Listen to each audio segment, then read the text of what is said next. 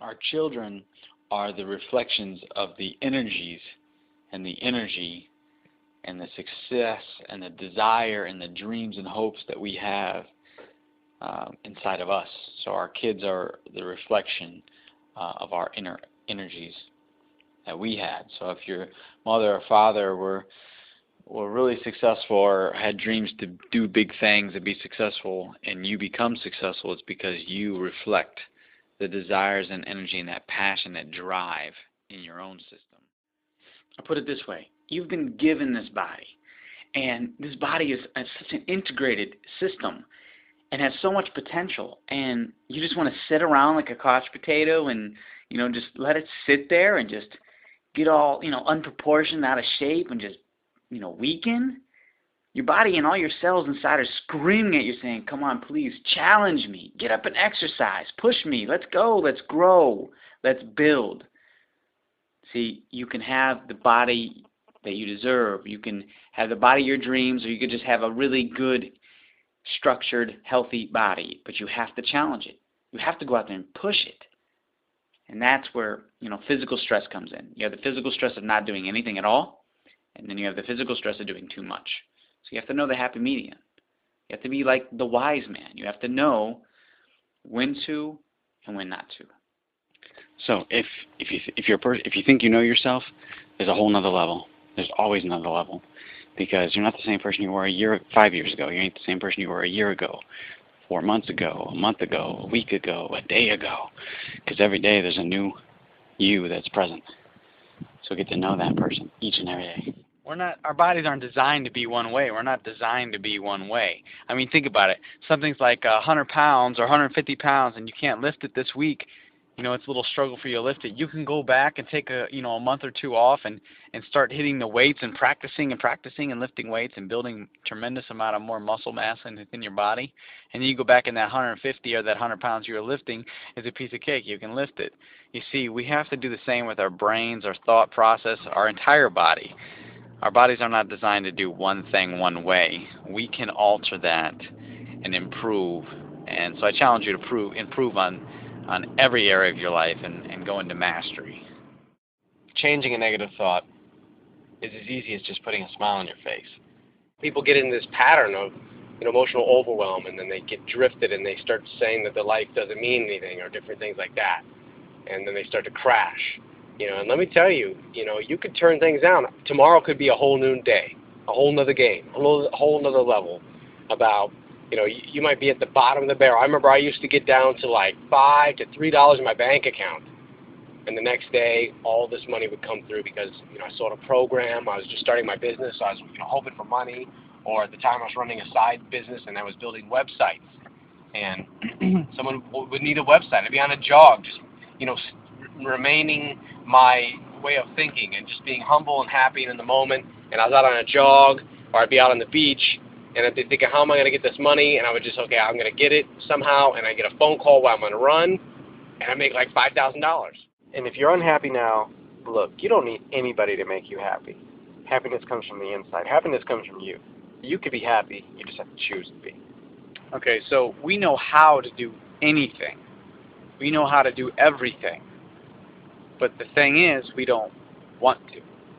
We don't have to want to. Let me rephrase that. We know how to do everything, but not all of us have the want to do it. And some people might say, well, I don't know how to build a car or how to, create a book. No, it's not the fact you don't know how, you just don't want to learn. I remember how I used to be able to spend hours in the snow outside, just, out there just getting wet, laying in the snow, literally just laying there. And now you couldn't catch me outside freezing my butt off and laying in the snow. Or people that, that you find them, as a kid used to run through the woods and get dirty and come in just caked in mud and kick the jeans off or whatever and then go play somewhere else covered in mud. You didn't care if you cleaned up. Half the time you go to the dinner table and then your mom would tell you, go clean up. But you would be ready to eat with mud on your hands and your hair. You didn't care. But now people are too busy saying, oh, I don't want to get my shoes dirty. I don't want to get my jeans dirty. I can't get my nails dirty. There's the mud and food just doesn't mix. I think it's because we've put too much value in material things. As a kid, we didn't value how much our shoes cost. We just cared that they looked cool and everybody else might have had them or whatever, and you're just like, yeah. You know, they got the little lights underneath them. Or if you're before the lights, you know, they had cool designs or cool colors. But yet those would get dirty in a day, and you didn't care. Or jeans, you didn't care if you ripped a hole in your jeans, you kept going. Half the time as a kid I wore jeans with holes in the knees all day long, and that just became the trend, I think, because people couldn't afford to get their new jeans, so they just decided, hey, that's the trend. Everyone's got holes in their jeans. You know, and you know, now obviously we buy pants with holes in them, and that's the trend now. We spend money on that. But I think the reason why we spend money on pants with holes in them is because that links to our childhood. You know, we obviously don't want to put the holes in our jeans, but if they already have them, and that means they must have some value to them, so someone else already put the holes in the jeans. So now I don't have to do that, so I'll just buy the jeans, and there's some sort of a connection there. And I honestly think that someone finally found a way to connect with that. Let's make jeans with holes in them. You remember that? That was a style back then. Someone took advantage of that style as a kid. They remembered that and put it in today's market.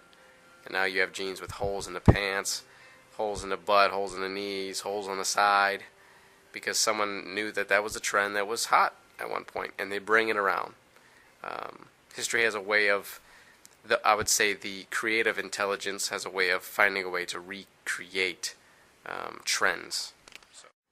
Now, along with finding your true self, if you're someone who's trying to find this true self and connect with yourself more deeply on a level while you're actually involved in a relationship, then there's a few areas that you're going to need to recognize along with this, and that is, now that you're in a relationship, you have these commitments and this bond with someone, but you do need to understand and step back that it's not about controlling yourself or controlling this person's way of life and what they do. It's about sharing. It's about learning and experiencing.